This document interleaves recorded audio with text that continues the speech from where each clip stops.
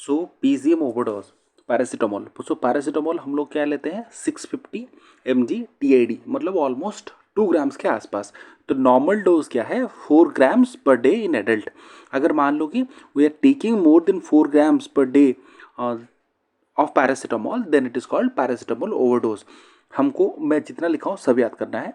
Paracetamol का दूसरा नाम क्या है acetaminophen. Now this acetaminophen gets metabolize to नापकी।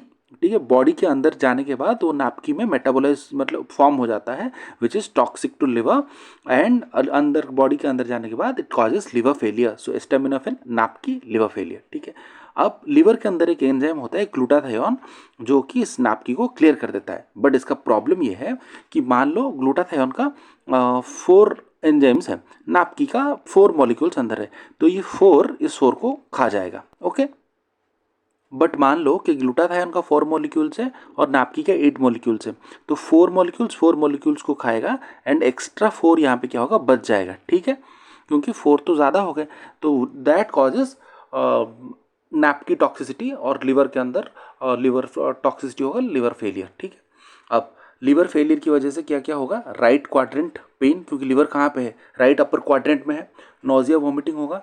Liver failure की वजह से क्या होगा, अगर लिवर फेल हो जाता है तो पहले हमेशा होता है हेपेटिक एन्सेफेलोपैथी, जॉन्डिस वॉन्डिस तो ये होगा, बट अगर पूरा फेलियर हो गया तो हेपेटिक एन्सेफेलोपैथी और जॉन्डिस और liver L and lactic acidosis L lactic acidosis. ठीक है, अब इन्वेस्टिगेशंस क्या क्या है, इन्वेस्टिगेशंस में PCM level 4 hours post intake, ये हम नीचे भी पढ़ेंगे, ये मैं बता दूंगा कैसे है।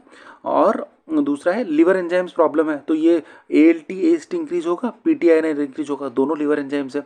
नहीं तो अगर याद नहीं आ रहा है तो इससे याद रखो कि पैरासीटामोल से इंक्रीज इन पीटीआईएनआर, और एक निमोनिक है एसिटोमिनामिन से इंक्रीज इन एएलटी एएसटी। ठीक है, paracetamol acetaminophen PT INR, P for paracetamol PT INR, acetaminophen ALT AST. ठीक है, अब नेक्स्ट एसिटोमिनाफिन से ना ऐसे याद रखना है, ट्रीटमेंट को ऐसे याद रखना है, एसिटोमिनाफिन नापकी ये दोनों याद है। एसिटोमिनाफिन इसका देखो एसीईटी, इसका एक्ट दोनों एक समान है, मतलब निमोनिक के लिए आ रहा है, तो एसिटोमिनाफिन एक्टिवेटेड चारकोल, नापकी से क्या आ रहा है नैक। तो अगर ये याद रख लिया ना एस्टोमिनाफिन नापकी, तो एक्टिवेटेड चारकोल और नैक इजी हो जाएगा। ओके, तो निमोनिक क्या है, लेस देन 1 आवर है तो एक्टिवेटेड चारकोल देना है। देखो ए फॉर 1, और ग्रेटर देन 8 आवर्स है तो एनएसी स्टार्ट कर देना है। ठीक है, और इनके बीच में जो 1 to 8 आवर्स में क्या करना है, check blood PCM at 4 hours then NAC देना है। ठीक है, अब देखो इसका पूरा निमोनिक मैं समझाता हूं।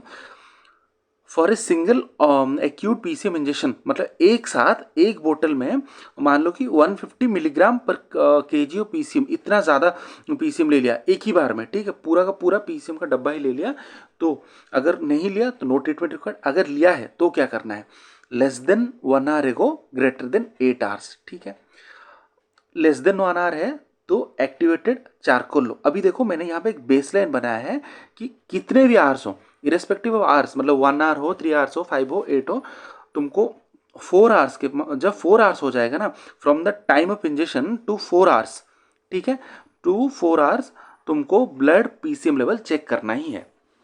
अगर 1 आवर के बाद हो मतलब कहीं कितना भी आवर्स हो 4 आवर्स के बाद चेक करना ही है।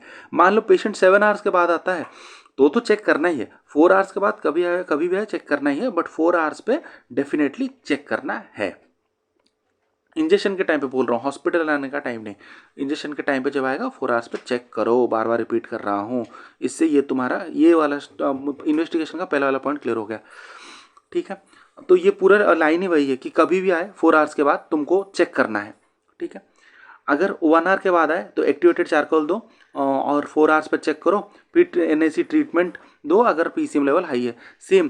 पर 1 to 3 आवर में अगर पेशेंट आए, सबसे इंपॉर्टेंट है कि थोड़ा वेट करो यहाँ पे। ठीक है, वेट करो और 4 आवर्स पे चेक करो, उसके बाद एनएसी देना है। 4 to 8 आवर्स पे आए तो वैसे भी मतलब 4 आवर्स पे ही मैंने बोला था तो 4 आवर्स से 8 आवर्स ग्रेटर कभी भी आए तो तुमको ये चेक करना ही है। और निमोनिक के हिसाब से ग्रेटर देन 8 आवर्स आए तो पहले एनओसी दे दो, उसके बाद फिर से चेक करो, फिर से पीसीएम ब्लड लेवल चेक करो, अगर ज़्यादा है तो फिर से एनएसी दो। तो एक्टिवेटेड चारकोल यहाँ पे देना है, यहाँ पे एनओसी स्टार्ट कर देना है, फिर ब्लड लेवल चेक करो, फिर एनएसी दो। तो NAC blood level NAC activated, यहाँ पे activated charcoal blood level NAC.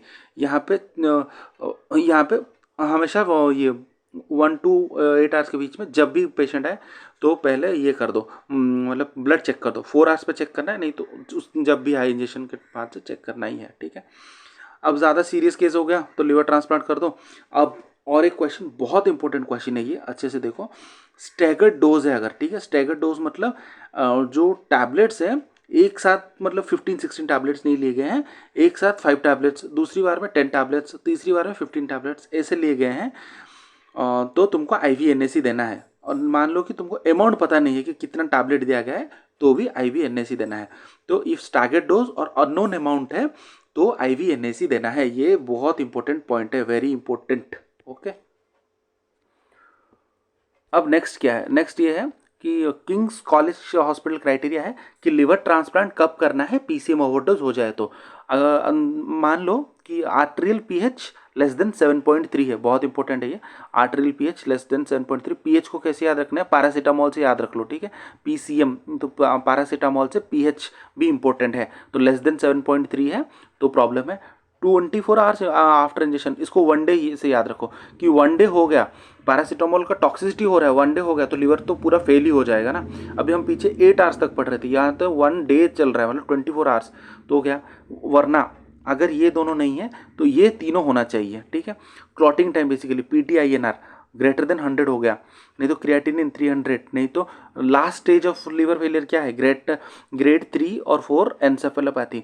वैसे PT का नॉर्मल है वो 11 सेकेंड्स और INR का 1.1। क्रिएटिनिन हम वैसे भी हॉस्पिटल्स में देखते हैं ना 1 mg/dl, तो मैं बेसिकली इसीलिए लिखा हूँ कि सबका जो नॉर्मल वैल्यूज है 111 है, ठीक है। ऑलमोस्ट 11 1.11 यहाँ पे ग्रेटर देन 100, ग्रेटर देन 300, 3 या 4, तो हमको लिवर ट्रांसप्लांट करना पड़ेगा। नेक्स्ट क्वेश्चन बहुत इंपॉर्टेंट क्वेश्चन है, देखो। A child came to the ER, PCM overdose के साथ आया है 2 आवर्स एगो, ठीक है। मतलब इंजेक्शन के 2 आवर्स के बाद आया है ये पेशेंट, इंजेक्शन के 2 आवर्स के बाद आया है। चाइल्ड स्टेबल है। When should blood test be done to check his plasma concentration. 2 hours के बाद आया है तो फिर तुम कब चेक करोगे, और 2 आवर्स के बाद, विच मीन्स ऑप्शन होगा इन 2 आवर्स नॉट इन 4 आवर्स, ठीक है।